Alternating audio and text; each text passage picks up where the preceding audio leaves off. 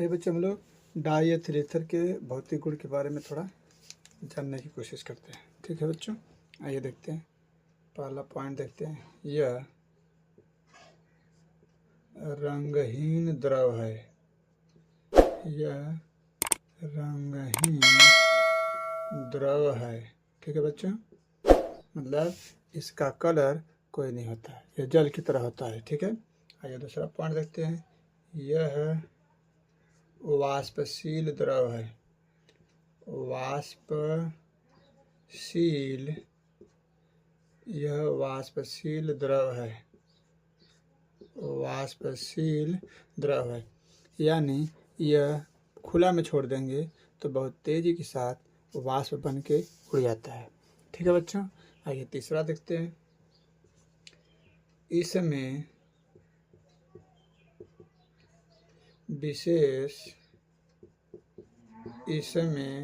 विशेष मीठी गंध होती है। इसमें विशेष मीठी गंध होती है।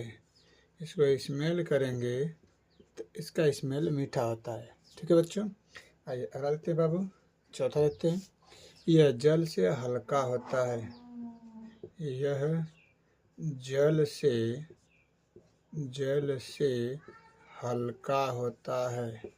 यह जल से हल्का होता है, यानी जल में अगर इसको घोलेंगे तो यह जल के ऊपरी सतह पर तैरता हुआ नजर आएगा। ठीक है बाबू, पांचवा देखते हैं, यह ज्वलनशील द्रव है। यह ज्वलनशील द्रव है। ज्वलनशील द्रव है। छठा देखते हैं बाबू,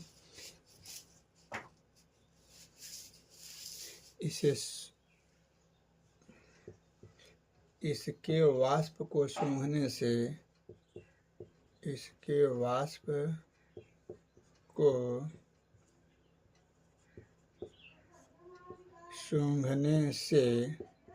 बेहोशी आ जाती है।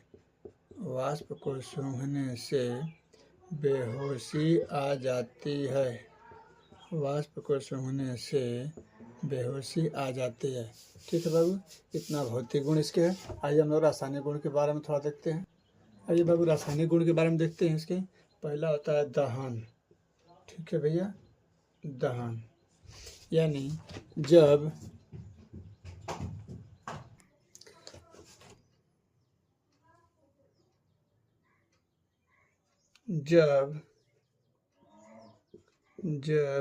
डाई एथिल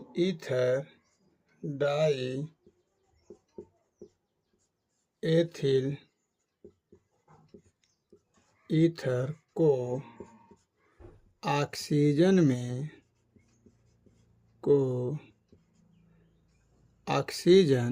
या लिख सकते हैं वायु में, ऑक्सीजन में जलाते हैं तो यह विस्फोट के साथ जलता है। तो यह विस्फोट के साथ जलता है। विस्फोट के साथ जलता है। और बच्चों, CO2 गैस बनती है। CO2 गैस बनती है। ठीक है, आइए हम लोग इसको रिएक्शन के द्वारा देख लेते हैं। ठीक है बच्चों, आइए देखते हैं हम लोग, C2H5 OC2H5 इसको हम लोग जलाते हैं ऑक्सीजन में, O2 में। ठीक है, दहन, जब ये जलाएंगे तो CO2 बनता है। CO2 देखिए बच्चों, इसको हम लोग तोड़ेंगे तो ये हो जाएगा C दो ठो यहाँ से C लिख लो 4, H लिख लो 5 ठो, 2 3 4 5, फिर इस H को लिख लो 5 ठे, 2 3 4 5, ये जो O बचा है इसको यहाँ पे लिख लो, 2 ठे O है, यह लिख लो। ठीक है बच्चों, तो ये जानते हैं आप कि 2 हाइड्रोजन और 1 ऑक्सीजन मिलता है तो वाटर बनता है, जल बनता है। ये यहाँ से जल बन गया, ये यहाँ से जल बन गया, ये यहाँ से जल बन गया। ठीक है बच्चों, बच गया 1 2 3 4 हाइड्रोजन। 4 हाइड्रोजन के लिए 2 ऑक्सीजन का होना जरूरी है। अब ये 2 हाइड्रोजन 1 ऑक्सीजन को लेकर के बना लेगा, फिर ये 2 हाइड्रोजन इस ऑक्सीजन को लेकर के बना लेगा। ठीक है बच्चों, तो देखिए 1 2 3 4 5, यानी 1 ऑक्सीजन यहाँ का है तो 4 हो गए ऑक्सीजन।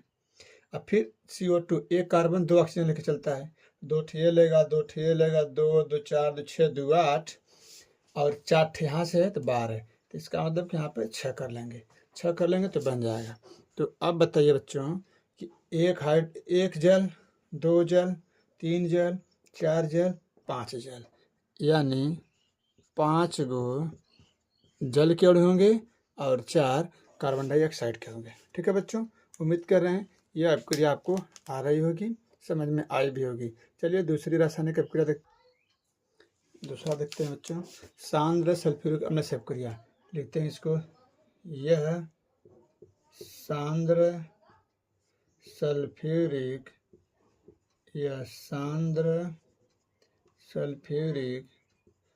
अम्ल से क्रिया करके, सांद्र सल्फ्यूरिक अम्ल से क्रिया करके, सांद्र सल्फ्यूरिक अम्ल से क्रिया करके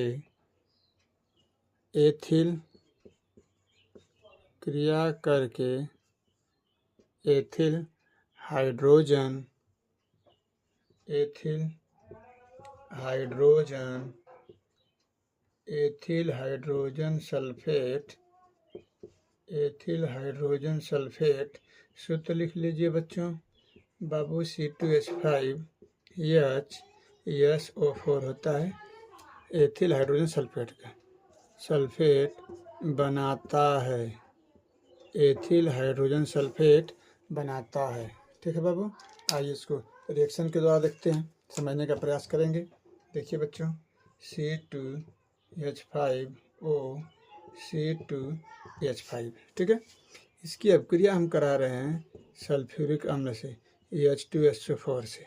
ठीक है बच्चों, क्रिया कराएंगे तो बनेगा एथिल हाइड्रोजन सल्फेट, इसको लिख लीजिए C2H5SO4। ठीक है बच्चों, अब इसके आगे क्या बनेगा उसको थोड़ा सा देख लीजिए। यहाँ से हम इसको ऐसे लिख सकते हैं, C2H5OH को लिख सकते हैं हम C2H5 तो लिख लेंगे 2C2H5 लिख सकते हैं। H2 यहाँ से एक ऑक्सीजन लेकर के जल बना लेगा। ठीक है, यह अभिक्रिया करके जल का अणु बना लेगा। ठीक है बच्चों, जल का अणु बना लेगा और इसको हम लिख सकते हैं C2H5, फिर यहाँ से लिख सकते हैं HSO4, ये भी 2 हो जाएगा, यहाँ पर 2 कर लेंगे तो। ठीक है, तो ये बनेगा आपका, यहाँ पर 2 कर देंगे तो हो जाएगा ethyl hydrogen sulphate, ethyl hydrogen sulphate. ठीक है बच्चों, बन जाएगा इस प्रकार। अब हम लोग अगला देखते हैं रिएक्शन, ये आपका दूसरा था। अब अगला देखते हैं,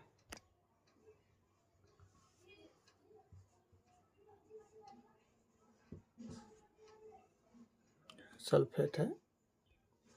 जब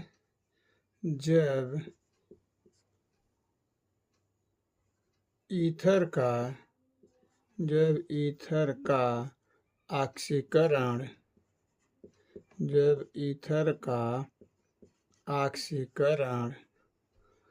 KMnO4 यानी पोटेशियम परमैंगनेट और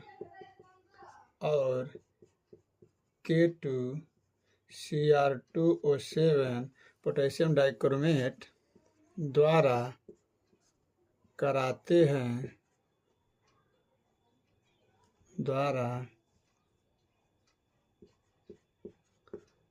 कराते हैं तो यह कठिनाई के साथ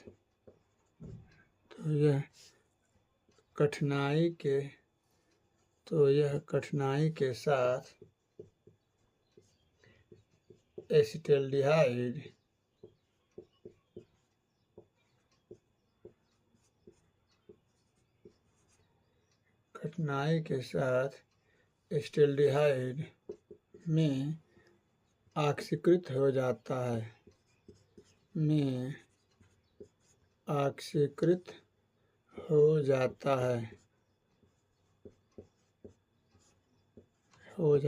यानी टूट जाता है।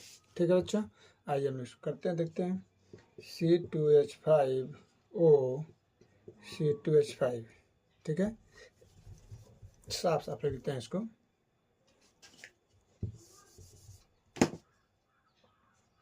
C2H5O C2H5, ठीक है। ऑक्सीकरण करते हैं इसको नवजात ऑक्सीजन लेकर के। KMnO4 नीचे ले देंगे K2Cr2O7, ठीक है। रहेंगे तो एसिटाल्डिहाइड में परिवर्तित हो जाएगा। एसिटाल्डिहाइड का सूत्र होता है CH3CHO। और क्या बनेगा, देखिए इसको तोड़ रहे हैं हम। यहाँ पे देखिए एक हाइड्रोजन, दो हाइड्रोजन, यानी इसको लिख सकते हैं ऐसे CH4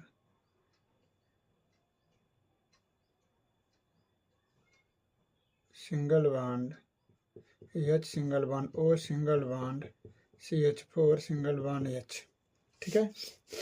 और ये हो जाएगा OO, एक हाइड्रोजन यहाँ से एक हाइड्रोजन यहाँ, ऐसे लेकर के यह जल बना देगा बच्चों H2O।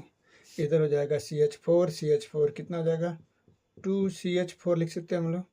CH4 जोड़ेंगे तो 2CH4, ठीक है। और ऑक्सीजन 2 हो जाएगा, इसको O लिख सकते हैं, या इसको हम ऐसे भी लिख सकते हैं बच्चों। इसको करेंगे, तोड़ेंगे तो इसको लिख सकते हैं CH3CHO। कार्बन 2 कार्बन हो गया, हाइड्रोजन 4 दूना के 8 है, तो 3 1 4 3 1 4 और 2 कर देंगे आगे, तो 4 दूना के 8 हो जाएगा, यानी यहाँ पर हो जाएगा 2CH4, तो हो जाएगा एसिटाल्डिहाइड।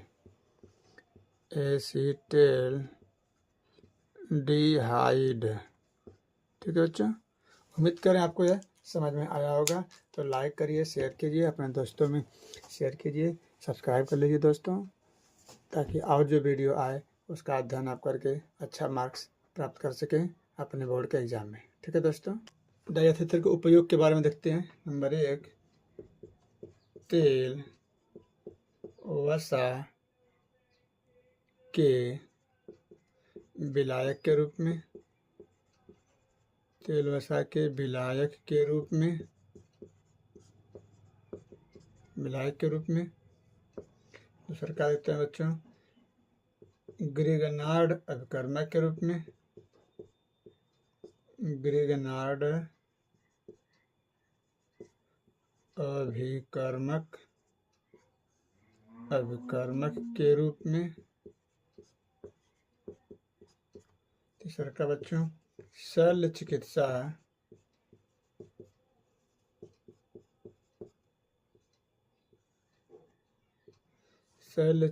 में निश्चेतक के रूप में,